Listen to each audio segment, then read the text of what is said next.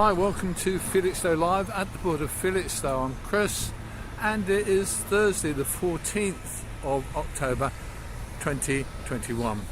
Today we're looking at this situation that's constantly in the news at the moment about the port of Felixstowe and the delays and problems that are happening here, all being currently blamed on a shortage of lorry drivers.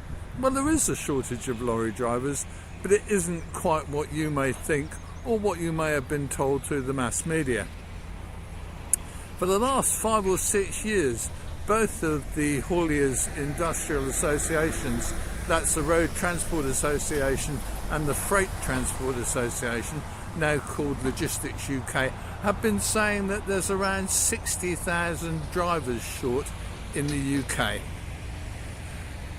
At the time of Brexit, around 20,000 continental drivers who were working in the UK and helping to keep that shortage down actually left.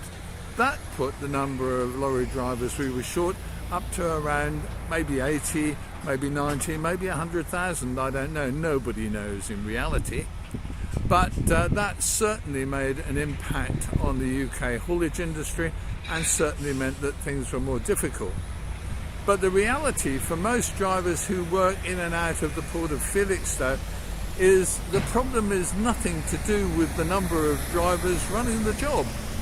The thing that's happening is that the delays at the port of Felixstowe and the delays at distribution centres, that's retail distribution centres and other distribution centres, are getting to the stage that they're actually stopping drivers doing their jobs. They're stopping haulage companies getting enough work in the day to make a decent living, and they're doing damage. How is this working? Let me tell you. You can see trucks going in and out of the port here. What you don't see is the amount of time they spend waiting here at the port or at distribution centres in the course of their working day. It's quite often common for a lorry driver to be collecting or delivering a box here at Felixstowe to have to wait anything from half an hour to 2 or 3 hours, maybe more, to get that box moved.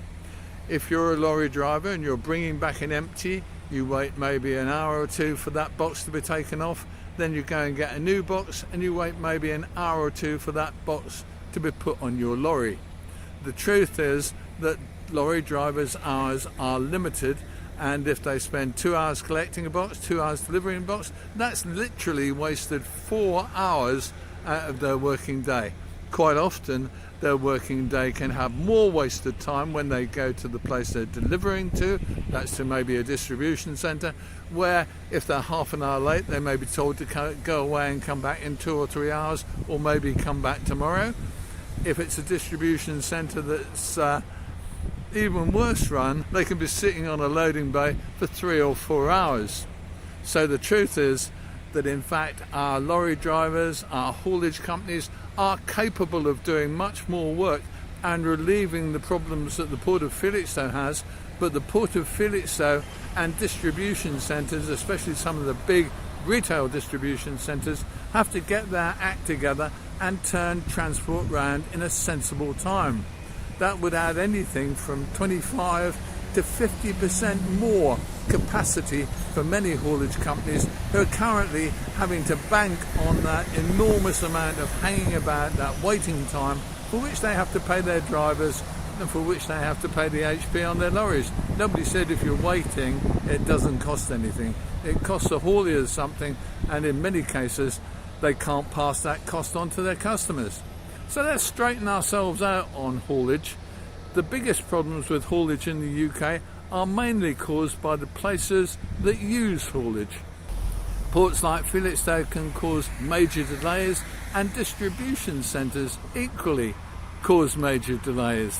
This morning I had a lorry driver tell me that he came on the port at 4 a.m. in a booked slot at 4 a.m. to actually pick up his box for delivery today. At 6:45 a.m, 2 3/4 of an hour later, he was able to leave with the box. If that's happening at both ends of his journey, then he's going to be losing 5 hours just in that single delivery. 5 hours out of a working day, time for he and his company to do another job. Why is there a problem with transport?